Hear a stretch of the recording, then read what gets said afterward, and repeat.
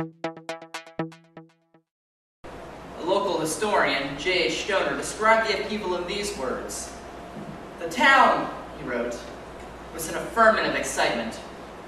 And then it was that the narrow road leading from Maryland, crossing our Monterey Road, now Route 16 and Old Route 16, on the banks of the Antietam Creek, had become clogged with a motley procession of refugees."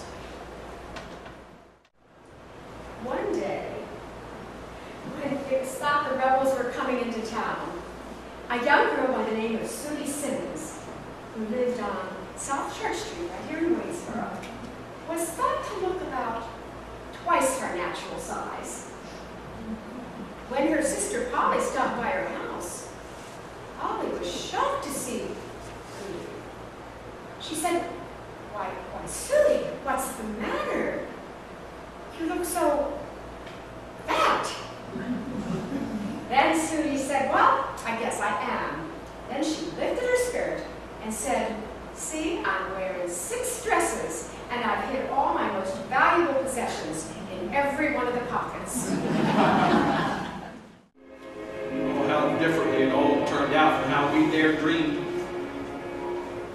I gave up my home on Arlington Heights overlooking Washington to take command of the Army of Virginia. I was opposed to slavery most of my life.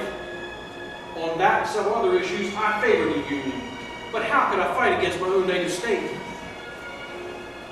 President Lincoln had wanted me to take command of the Army, but I told him I could not, under any circumstance, consent to supersede my old commander, General Scott.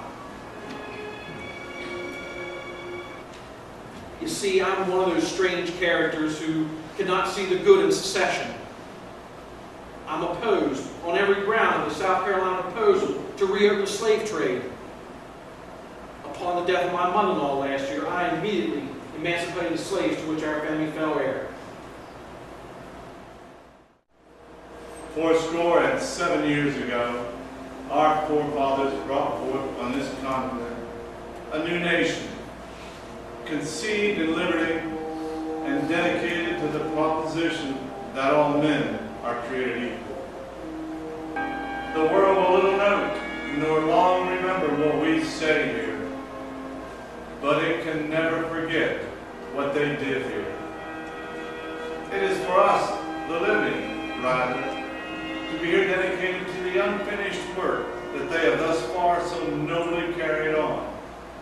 It is, rather, for us to be here dedicated to the great task remaining before us, that from these honored dead we take increased devotion to that cause for which they gave their last full measure of devotion. That we highly resolve that these dead shall not have died in vain. That this nation, under God, shall have a new birth of freedom. And that the government of the people, by the people, for the people, shall not perish from the earth.